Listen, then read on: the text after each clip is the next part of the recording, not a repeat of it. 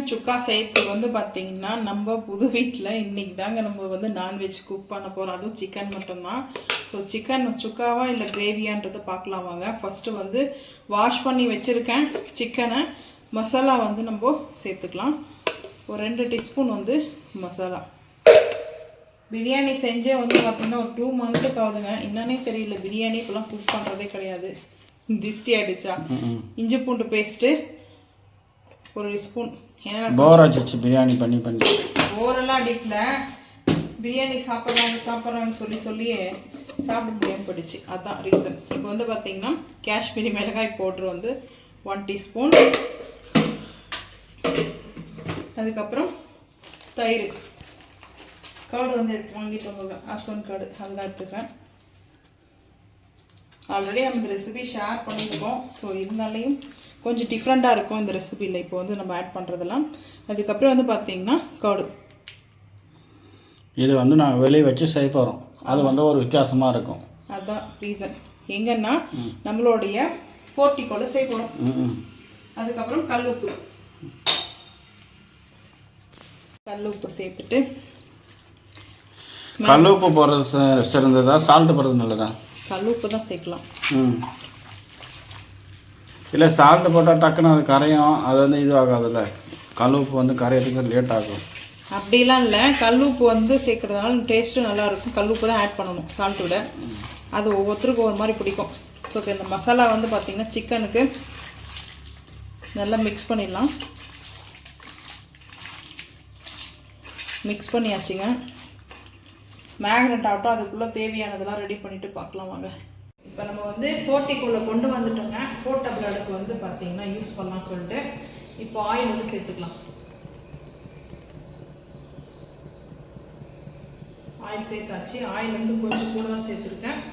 So அதுக்கப்புறம் கல்பாசி, chicken சேர்த்துக்காங்க. அதுக்கப்புறம் ஆனியனை நான் கம்மியாக சேர்த்தேன்.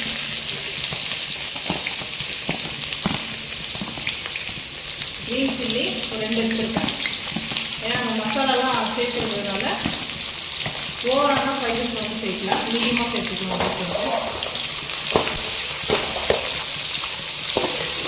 இந்த அடுப்பு சரியாகவே இருக்குங்க. ஆனியன் நல்லா வந்து பார்த்தீங்கன்னா சாட்டேஜ் ஆகி சேர்த்துக்கோங்க. ரம்பா லீஃபும் வந்து சேர்த்துக்கலாம். 2 பீஸ் வந்து ரம்பா லீஃபு.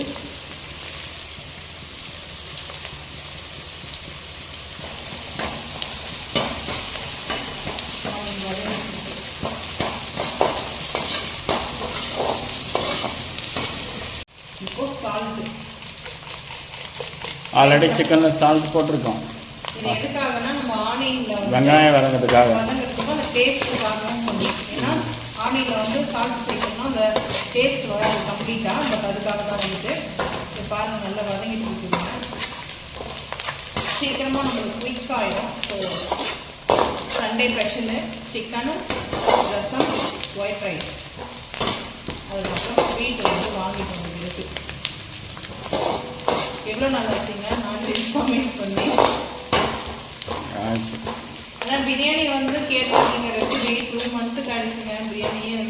இன்றைக்கும் பிரியாணி செய்யலாம் பிளான் இருந்துச்சு. ஸோ டைம் ஆகுது. அதனால் வந்து பார்த்திங்கன்னா குயிக்காக செஞ்சிடலாம். பசிக்கு வந்து தாங்க மாட்டாங்க இல்லையா, நம்ம வர லேட்டாகவும் சாப்பிடுவோம். ஸோ அதனால் எல்லாருக்கும் சீக்கிரமாக செஞ்சிடலாம் அப்படின்ட்டு தான் இஞ்சி பூண்டு பேஸ்ட்டு ஆல்ரெடி சேர்த்துருக்கோம். கொஞ்சமாக சேர்த்துருக்கேன். சேர்த்துட்டு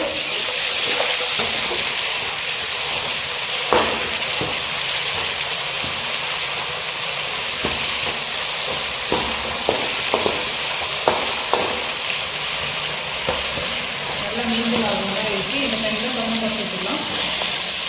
இப்போ நம்ம சேர்க்குறதுலாம் பொருள் வந்து பார்த்திங்கன்னா எக்ஸ்ட்ரா பண்ணிக்கங்க. கிரேவியாக வேணும்னா உங்களுக்கு எக்ஸ்ட்ரா பண்ணிக்கங்க. சொப்பா வேணாலும் சரி, ட்ரையாக வேணும்னா கம்மியாக பண்ணிக்கங்க. தக்காளி வெங்காயம் எல்லாம் வந்து தக்காளி சேர்த்தாச்சுங்க. 2 நிமிஷம் வந்து கேப் போட்டுடலாம்.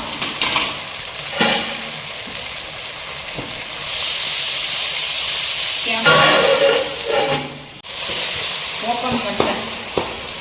அந்த கேப் வந்து பார்த்தீங்கன்னா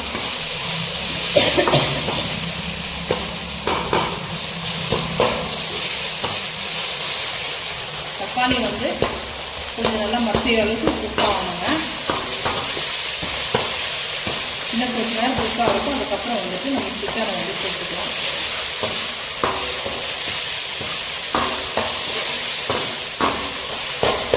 இதுக்கு முன்னாடியெல்லாம் நாங்கள் அப்படி தான் செய்வோம். நல்லா வெளியே வந்து ஒரு பெரிய டப்பாலாம் வச்சு செய்வோம். ஒரு 2 years ஆச்சு நம்ம இந்த மாதிரி செய்யறதில்லை, குக் பண்ணுறதில்ல. நம்மளுக்கு அந்த அளவுக்கு டேஸ்ட் வேணும் மெயினாக. பட் அதுதான் ரீசனு. எல்லாம் மசாலா பாருங்கள் சும்மாவே பக்காவாக இருக்குது. எப்படி இது பார்த்துட்டிங்களா மசாலா?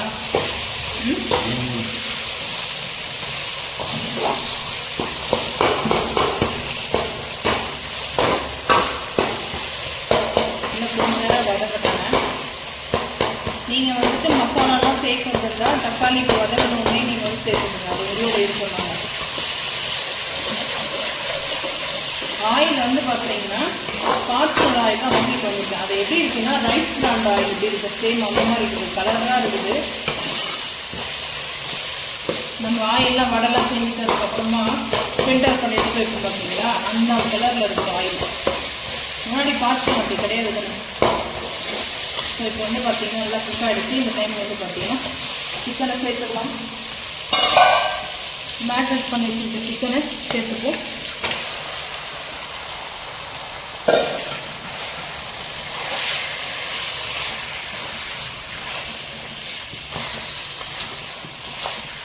வாட்டரை வந்து சேர்க்க வேண்டாங்க. சிக்கன் வந்து நம்மளுக்கு வாட்டர் வந்து பார்த்திங்கன்னா ரிலீஸ் ஆக ஆரம்பிக்கும்.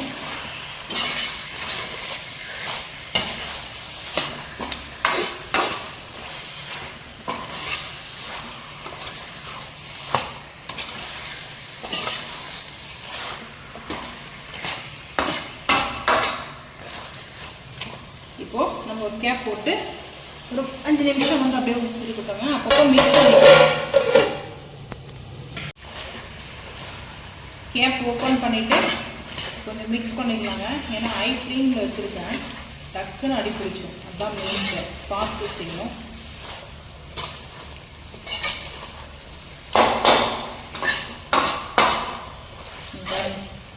அடி பிடிக்காமல் இருக்குது. ஸோ இப்போ வந்து மிக்ஸ் பண்ணிவிட்டு திரும்ப வந்து கேப் போட்டுருங்க.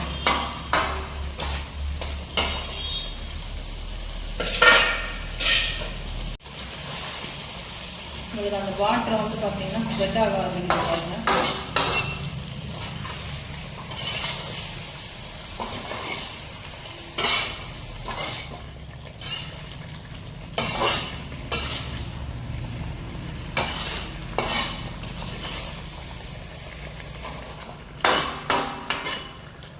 இப்போ ஓப்பன்லேயே இருக்கட்டும், நம்ம கேப் போட வேண்டாம்.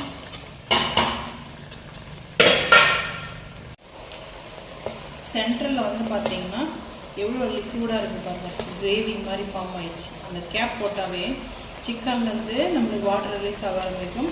அதுக்கப்புறம் கர்டு வந்து ஆட் பண்ணிக்கிறதுனால இந்த அளவுக்கு நம்மளுக்கு கிரேவி மாதிரி வருது பாருங்கள். ஸோ நம்ம அப்படியே சிக்கன் மரமான இதான் கொஞ்சம் டிஃப்ரெண்ட்டாக இருக்கும். இது வந்து பார்ட்டிலெலாம் இது கூட சிக்கன் ரெடி பண்ணுவாங்க. சேம் அதே மெத்தடு தான்.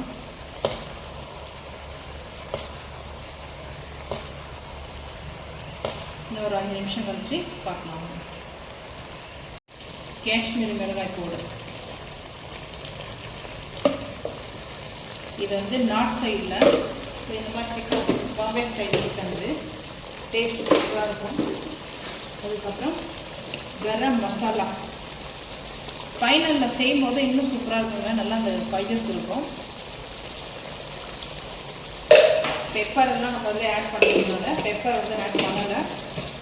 ஸோ அதுக்கப்புறம் ஒரு கைக்கு அளவுக்கு வந்து பார்த்திங்கன்னா புதினாவும் கொத்தமல்லி சேர்த்துக்கலாம். சேர்த்துட்டு நல்லா மிக்ஸ் பண்ணிக்கலாம்.